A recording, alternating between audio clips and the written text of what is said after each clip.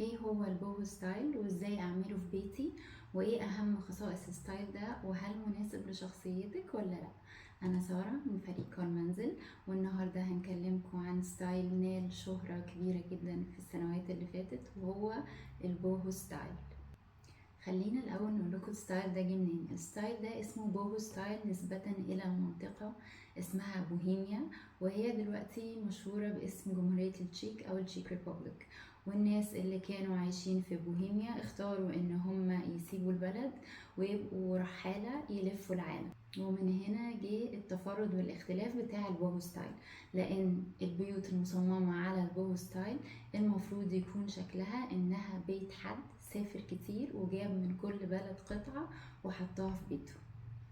اول عنصر هنتكلم فيه هو عنصر الاثاث.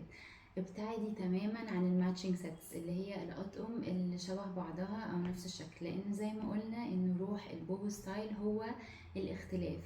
فاختاري قطع مختلفة مميزة ومتفردة، وشكلها ان كل قطعة ليها حكاية. البوهو ستايل كمان بيحب جدا جدا المخدات. اختاري مخدات مميزة من نقشات والوان مختلفة، واستعملي مخدات كتير. الستايل ده بيحب المخدات جدا. وتكملة في الكلام عن الأثاث هنتكلم عن غرفة النوم أو السرير في البوهو ستايل بيبقى شكله ايه. يبقى كويس قوي لو استغنيتي عن الهيد بورد ظهر السرير وعلقتي مثلا سجادة ورا السرير اللي هي التيبستري، اللي هي السجاجيد اللي هي بتبقى عبارة عن لوحة فنية. ده بيليق جدا على البوهو ستايل.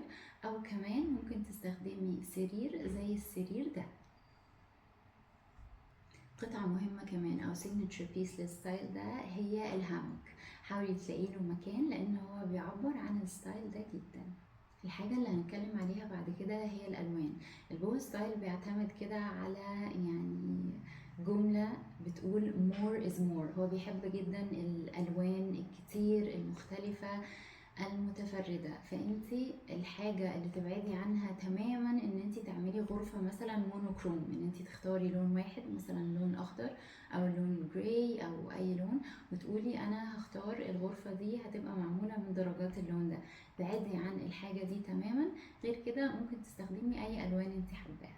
واحدة من الخصائص المهمة جدا للبوهو ستايل هي النقشات. اختاري نقشات كتير ومختلفة ومميزة. طيب انت ممكن تقولي دلوقتي انا اتلخبطت، يعني اعمل ايه؟ اختار انهي نقشات، اختار انهي الوان؟ هنقولك على تريك هتسهل عليكي الموضوع ده جدا. ابتدي بالسجادة. اختاري سجادة فيها نقشات والوان مشبعة ومختلفة. ممكن تكون سجادة فارسي، ممكن تكون سجادة مغربي، هنتكلم عن السجاد بعدين. وخدي من السجادة دي الالوان اللي هتستخدميها في باقي الغرفة. ممكن كمان تاخدي منها الالوان اللي تستخدميها في مثلا الفن او اللوحات الفنية اللي هتعلقيها في الغرفة بتاعتك. بعد كده هنتكلم عن الشبابيك. الشبابيك في الستايل ده لازم تكون متغطية، لازم يكون في ستاير، ما ينفعش نسيبها مكشوفة زي مثلا ستايل زي السكندنافيان، لا لازم نغطيها. طيب نختار ستاير عاملة ازاي؟ يعني لو خمنتي طبقات اكتر من طبقة، الستاير تكون اكتر من طبقة. ابعدي تماما عن الستاير اللي هي contemporary اكتر زي الستاير الرول مثلا، دي مش هتليق خالص على الستايل ده. بعد كده ادمجي ما بين طبقات الستاير. اختاري مثلا طبقة خفيفة شيفون، واختاري طبقة تانية من لون مشبع اكتر او لون تقيل اكتر زي مثلا خامة قطيفة، وهكذا. النقطة اللي هنتكلم عليها بعد كده هي الأرضيات. هو بصراحة الأرضيات مش هتبان قوي في الستايل ده، لأن هو زي ما بيحب المخدات الكتير بيحب برضو السجاد الكتير جدا. ولكن البوهو ستايل بيحب جدا الخامات الطبيعية، فممكن تختاري خامة طبيعية زي الخشب، ويستحسن يكون خشب اللي هو بيبقى ديستريسد أو باين عليه العمر. النقطة اللي هنتكلم عليها بعد كده في الأرضيات برضو هي السجاد.